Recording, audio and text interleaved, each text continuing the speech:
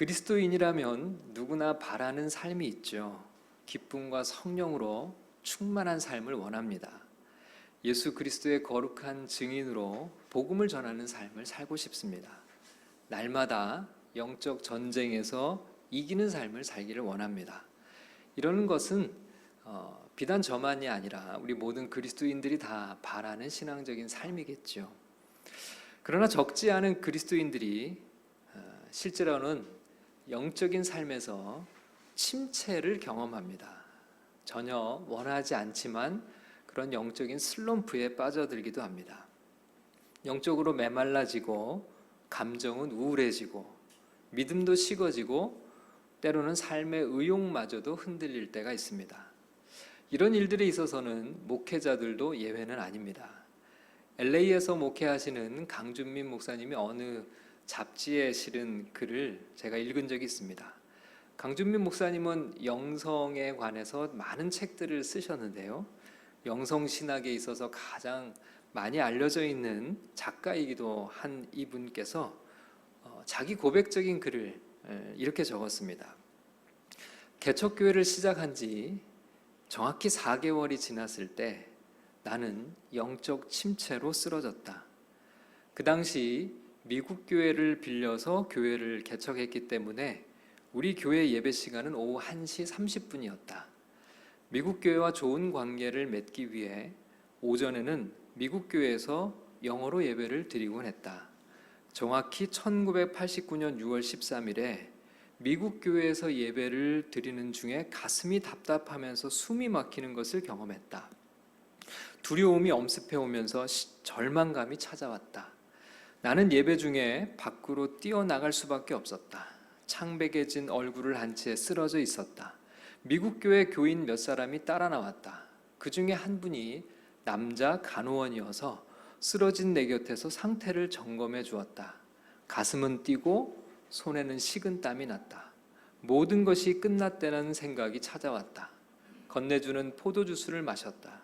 무엇인가 마셔야 될 것 같았기 때문이다.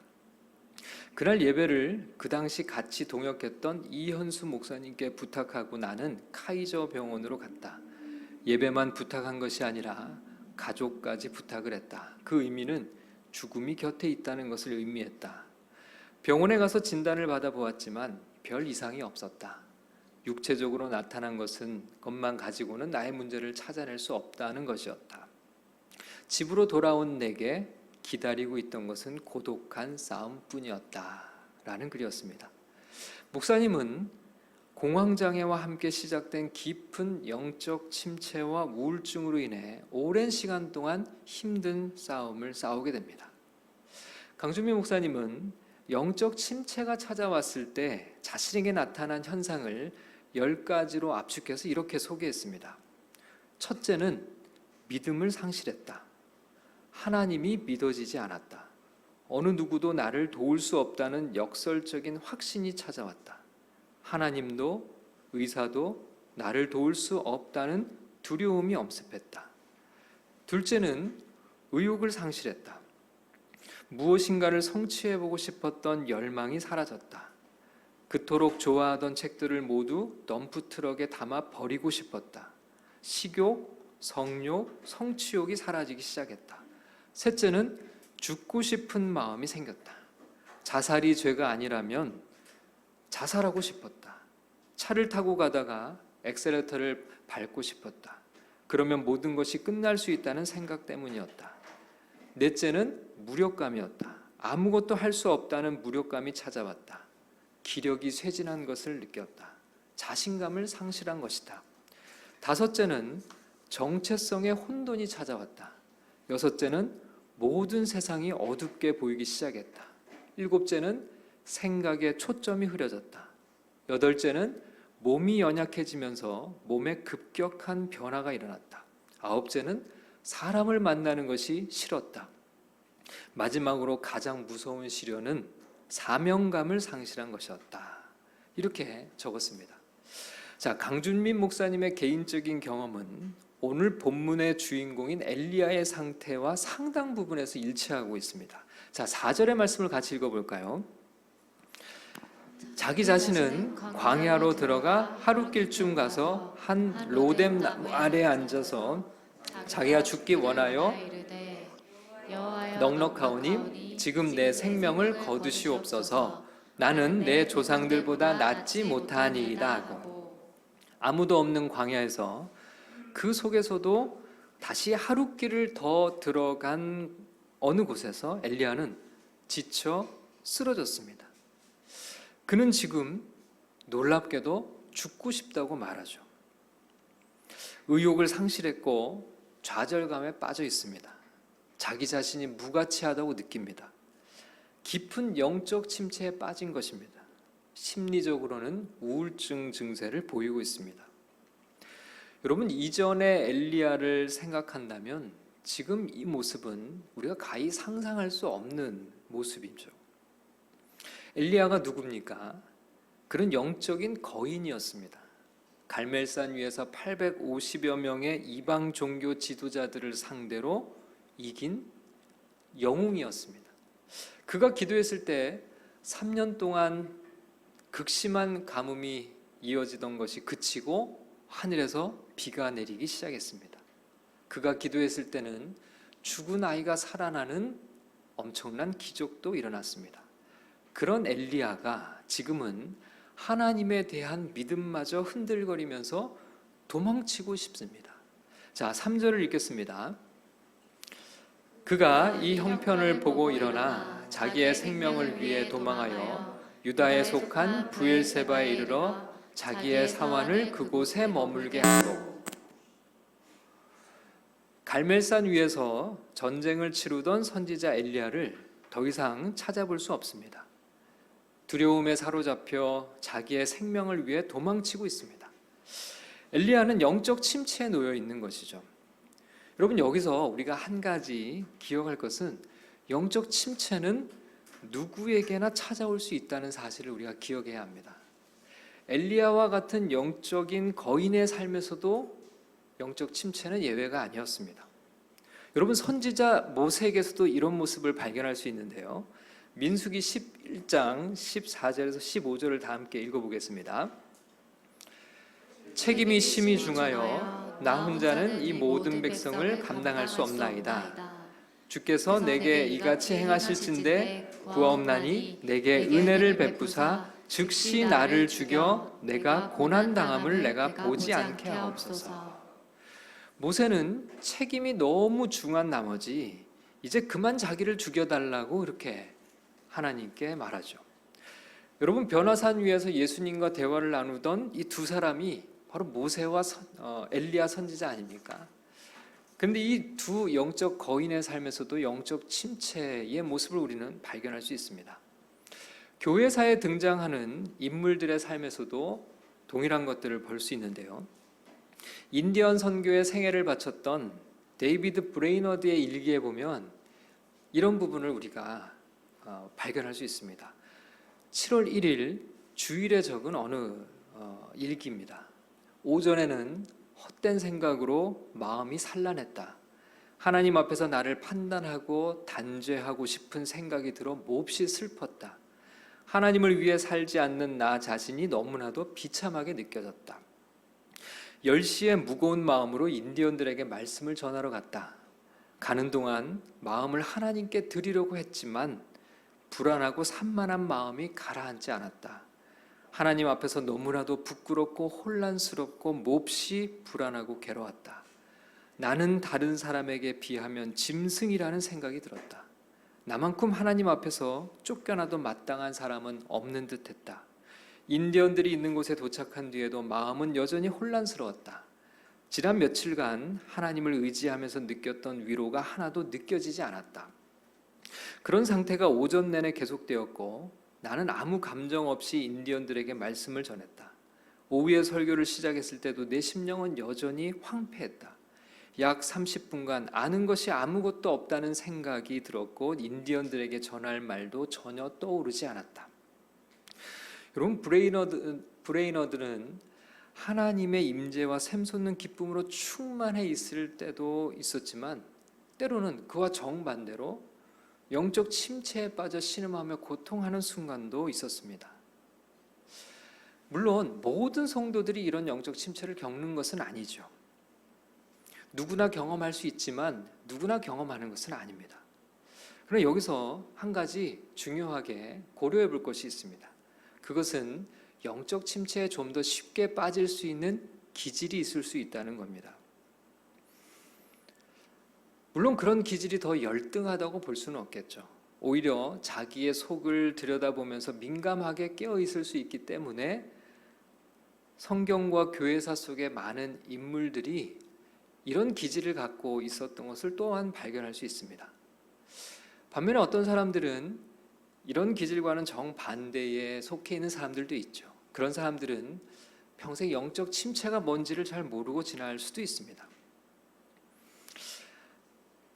이런 사람들은 영적 침체에 빠진 사람들을 잘 이해하지 못하죠. 자신이 직접 겪어보지 않았기 때문에 이런 상황에 있는 이들에게 쉽게 이야기하거나 쉽게 조언할 수도 있습니다. 오히려 이런 사람들이 믿음이 없다고 정죄하기도 하죠. 그러나 믿음 이전에 기질의 문제로 이런 일에 더 쉽게 빠져들 수 있는 사람들이 있다는 사실을 우리는 인정할 수 있어야 합니다. 브렌글이라고 하는 한 사람이 있습니다. 누구보다도 거룩하고 영적인 삶을 살았지만 그는 평생 영적 침체와 싸워야만 했습니다. 내가 전에 느끼지 못했던 무서운 흑암과 우울증이 나에게 엄습해왔다. 하나님이 계시지 않은 것 같이 느껴졌다. 나는 무덤으로 향하여 끝없이 달리는 것 같이 느껴졌다. 나는 인생의 모든 영광과 매력과 의미를 잃어버렸다.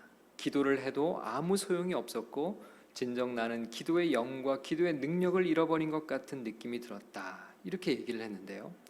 헐이라고 하는 한 친구가 브렌글에 대해서 글을 쓰면서 체질적인 우울증을 소유한 그는 마음에 찾아드는 우울한 감정들과 싸우곤 했다라고 기록을 했습니다. 그래서 영적 침체 문제를 다룰 때 먼저 자신의 기질을 이해하는 것이 중요합니다. 자신이 영적인 침체에서 다른 사람보다 조금 더 취약한 기질을 가지고 있다면 사탄의 공격은 그 부분에 집중될 수 있기 때문에 그렇습니다. 에베소서 4장 27절은 마귀에게 틈을 주지 말라고 말씀을 하죠. 자신의 기질적인 약점을 통해 마귀가 역사하지 못하도록 늘 깨어 있어야 하는 것입니다. 그렇다면 마귀가 역사하지 못하도록 깨어서 우리의 기질을 보호하는 방법이 뭘까요? 자, 오늘 본문을 다시 한번 살펴보려고 합니다. 엘리야가 분명 기질적인 연약함이 있었을 겁니다. 그렇다 하더라도 왜 갑자기 엘리야가 영적 침체에 빠지게 되었는가라고 하는 것을 살펴봐야 합니다. 의기충천에 있던 엘리야가 갑자기 영적인 침체에 빠져들어갑니다. 엘리야의 기질적인 약점을 자극해서 침체에 빠지게 만드는 어떤 동인이 분명하게 있었습니다. 자, 그게 뭘까요? 자, 그 첫 번째는 바로 낙심이었습니다. 엘리야가 목숨을 걸고 싸워 이긴 이후에 달라진 것이 하나도 없었습니다. 놀라운 기적과 이적을 드러내 보았음에도 이스라엘은 작은 변화의 조짐도 보이지 않습니다. 오히려 이 영적인 지도자인 선지자 엘리야를 죽이려고 합니다. 이런 상황에서 기대가 실망으로 바뀌었습니다. 절망과 공허함이 밀려듭니다. 그 후에 엘리야에게 영적인 침체가 찾아왔습니다. 여러분, 열왕기상 18장을 보면 엘리야의 사기는 하늘을 찔렀습니다. 이방 선지자들과의 영적 대결에서 대승을 거뒀습니다. 850대 1이라는 싸움에서 역사상 가장 극적인 승리를 이뤄냅니다. 바알의 선지자들을 모조리 잡아 전무 처형했습니다. 그리고 3년 반 동안 비가 내리지 않던 극심한 가뭄이 엘리야의 기도로 끝이 나고 비가 내렸습니다. 영적 전쟁에서 바알과 아세라가 아니라 여호와가 참 하나님을 증명한 후에 하늘에서 비가 내린 것이죠. 이락 엘리야는 유명 인사가 되었습니다. 비를 내리는 그리고 풍요를 주는 신은 바알이 아니라 여호와라는 사실을 이스라엘의 만천하에 드러냈습니다. 자, 그렇다면 그 다음에 기대되는 상황은 뭡니까? 이스라엘의 변화가 일어나는 거겠죠.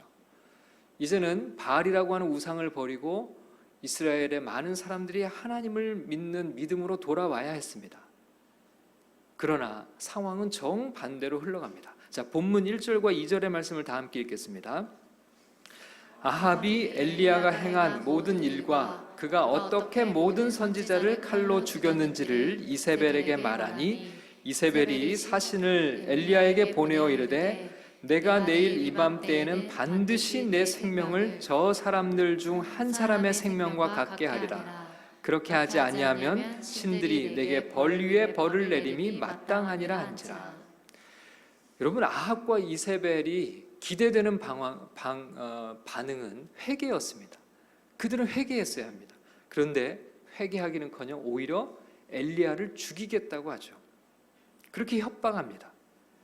여러분, 엘리야는 이스라엘의 변화를 기대했습니다. 바알과 아세라를 섬기는 조국이 우상 숭배를 척결하고 여호와 하나님만을 섬기는 나라로 변화될 것을 기대했습니다. 그러나 이런 기대가 수포로 돌아갔습니다. 그러니 엘리야의 마음이 무너집니다. 낙심하게 된 것이죠. 기대가 변하여 오히려 좌절이 찾아왔습니다. 엘리야의 기질적인 연약함이 바로 이것에 건드려진 것입니다. 엘리야는 극심한 영적 침체에 빠지게 됩니다. 그래서 모든 것을 포기하고 싶은 마음이 생긴 것입니다. 더 이상 살고 싶지도 않다는 것입니다. 자신은 자기 조상들보다 낫지 못하다고 스스로를 비하합니다. 여러분, 우리도 마찬가지죠. 양육도 받고 성경도 배웁니다. 이제 말씀대로 살아야겠다고 다짐해서 삶에서 도전해 봅니다. 그런데 현실은 녹록지가 않습니다. 실패와 좌절을 경험하죠. 이제는 변화된 삶을 살아가리라 다짐하고 기대했지만 여전히 제자리를 맴도는 자신을 발견합니다. 아무것도 달라진 것이 없습니다. 남편을 보고 아내를 봐도 이전보다 더 심해졌습니다. 그러면 기대가 실망으로 바뀌고 낙심이 밀려듭니다. 그리고 시험이 찾아드는 것이죠. 양육을 받고 말씀을 배우고 기도하고 은혜를 받을 때 우리는 기대합니다. 이제는 내가 변화되어서 달라진 삶을 살 수 있겠구나 하고 말이죠. 그러나 변하지 않는 자신을 발견하면 그 기대가 실망으로 그리고 영적 침체로 변하게 되는 것입니다. 의욕도 상실하고 믿음도 흔들리고 자포자기한 심정에서 침체의 늪으로 빠져 들어가는 것입니다. 그래서 성경은 낙심하지 말라고 말씀하죠. 갈라디아서 6장 9절을 읽겠습니다. 우리가 선을 행하되 낙심하지 말지니 포기하지 아니하면 때가 이름에 거두리라. 쉽게 변하지 않는 자신과 환경을 보면서 실망하거나 낙심하지 말아야 합니다. 포기하지 말고 인내하며 기다리면서 계속해서 선을 행하면 때가 될 때 변화의 열매를 거두게 될 것을 성경은 우리에게 말씀하고 있습니다. 여러분, 이런 믿음을 가질 때 마귀에게 내 기질의 약점이 공격당하지 않도록 보호할 수 있습니다. 또한 히브리서 12장 3절은 우리에게 이런 말씀을 주는데요. 다 함께 읽겠습니다.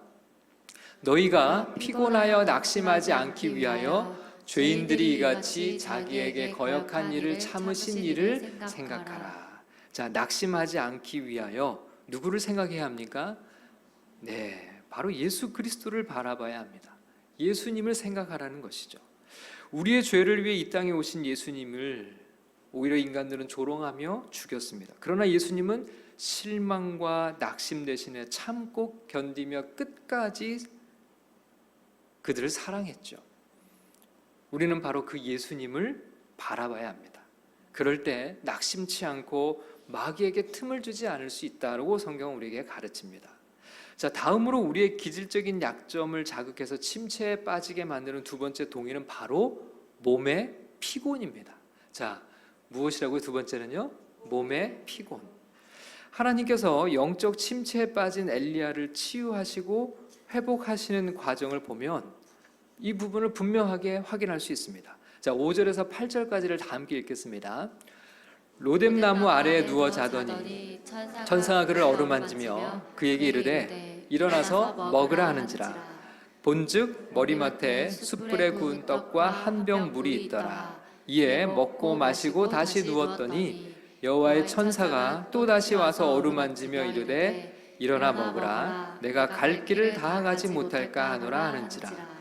이에 일어나 먹고 마시고 그 음식물의 힘을 의지하여 40주 40야를 가서 하나님의 산 호렙에 이르니라. 하나님께서는 영적 침체에 빠져 자포자기하고 자기를 죽여달라고 말하는 엘리야의 필요가 무엇인지를 정확하게 알고 계셨습니다. 그는 지금 지쳐 있었습니다. 몸이 지치면 영적으로도 침체할 수밖에 없다는 것이죠. 하나님께서는 엘리야의 영적인 문제를 풀기 위해서 더 힘써 기도하라고 말씀하지 않으셨습니다. 오히려 그의 몸의 필요를 채우고 계십니다. 여러분, 우리 몸과 영은 아주 긴밀하게 연결되어 있습니다. 우리 몸은 하나님의 영이 거하시는 성전이기도 하죠. 몸과 영이 상호간에 영향을 주고받습니다. 엘리야는 갈멜산 전투에서 너무 많은 힘을 소진했습니다. 850명의 이방 사제들을 상대하는 일은 고도의 집중력과 긴장을 요구하는 일이었습니다. 그리고 이후에도 쉴 틈 없이 비를 내려달라고 간절하게 매달려 하나님께 기도했습니다. 그리고 큰 비가 내리기 시작하자 이번에는 아합이 마차를 타고 이스라엘로 가는데, 그때 엘리야도 이 이스라엘로 갑니다. 그런데 대략 한 26km 정도 떨어진 이곳을 엘리야는 달려갑니다. 아합은 마차를 타고 가는데 이때 하나님의 능력이 엘리야에게 임하자 엘리야가 달려가는데 이 마차보다 더 빨리 달려가서 그곳에 도착했습니다. 여러분, 이런 일련의 일들은 엘리야를 육체적으로 쇠약하게 만들었습니다. 피곤이 극에 달한 상황이었던 것입니다. 이런 상태에서 이세벨의 협박을 받은 것이죠. 여러분, 평상시 같으면 피곤하지 않고 영적으로나 육적으로나 이렇게 충전이 되어 있었다면 대수롭지 않게 여길 수 있었을 텐데, 몸이 피곤하고 쇠약해지니까 이 말에 무너지고 만 것이죠.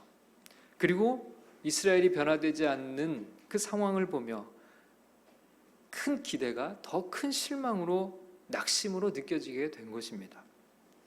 하나님께서는 엘리야가 회복할 수 있도록 무엇을 주셨을까요?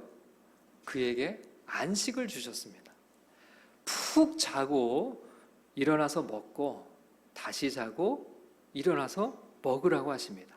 여러분, 엘리야에게 필요했던 것은 바로 이것이었습니다. 여러분, 우리가 잘 먹고 잘 쉬는 것, 이것은 대단히 영적인 일입니다. 우리의 몸을 건강하게 관리하는 것이야말로 우리가 이 영적인 삶을 충만하게 살아가는 일에 있어서 빼놓을 수 없는 일들이죠. 현대인들은 만성적인 수면 부족에 시달린다고 합니다. 역사상 전기가 보급되기 이전 시대의 사람들은 해가 지면 잠자리에 들었습니다. 그리고 언제 일어났을까요? 해가 뜨면 바로 일어났죠. 밤은 활동을 하지 않는 시간이었고 그 시간은 안식하는 시간이었습니다. 이런 생활 패턴은 아담 이래로 거의 긴 세월 동안 유지되었습니다. 그러나 불과 채 100년도 되지 않은 짧은 기간 안에 인간의 생활 양식은 완전하게 달라졌습니다. 전기의 출현은 우리의 문화를 완전히 바꾸어 놓았죠.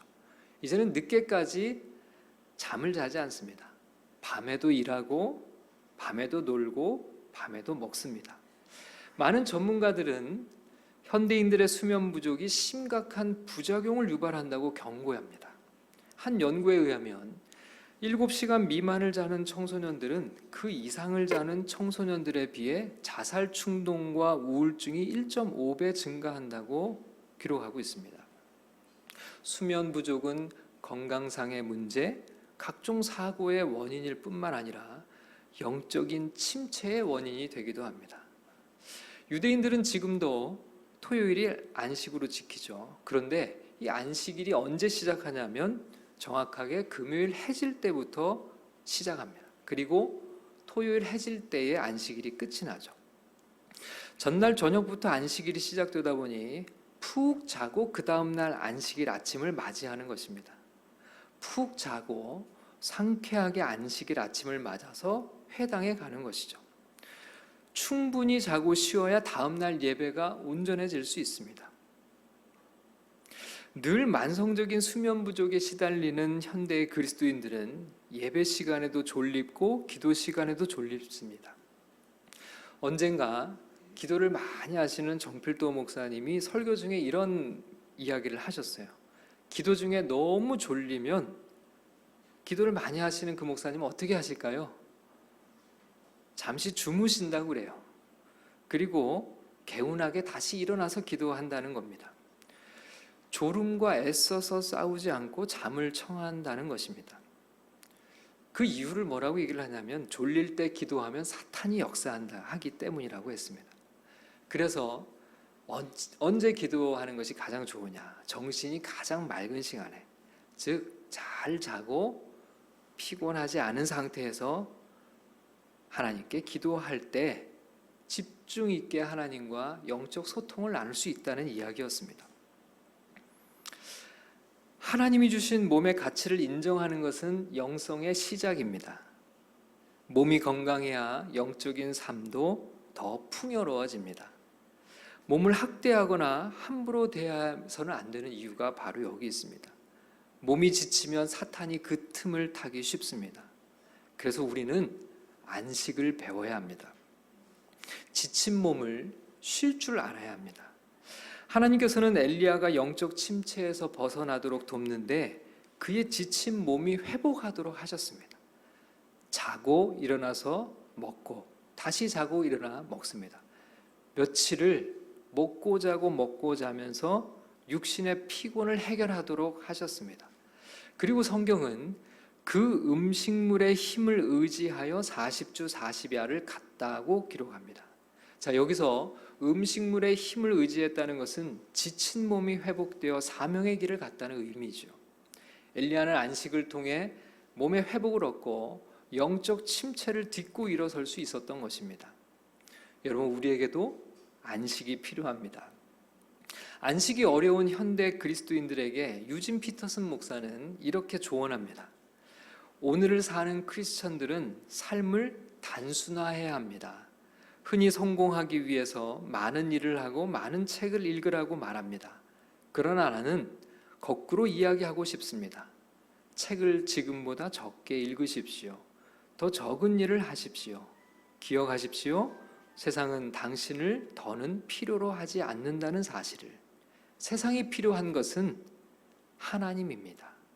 당신 역시 더 많은 친구들을 원할 필요가 없습니다. 당신에게는 하나님이 더욱 필요합니다. 크리스천의 삶은 내가 하나님을 위해 행한 많은 일들로 이루어지는 것이 아닙니다.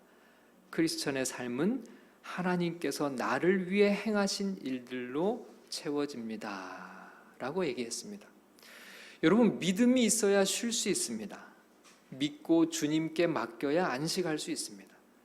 오직 우리 하나님을 찾고 만나는 은혜가 우리 가운데 있기를 소원하고 모든 것을 주님께 맡기고 주님 안에서 안식할 수 있는 그런 믿음의 삶이 되기를 소원합니다. 이런 은혜가 우리 모두에게 있기를 주님의 이름으로 축원합니다.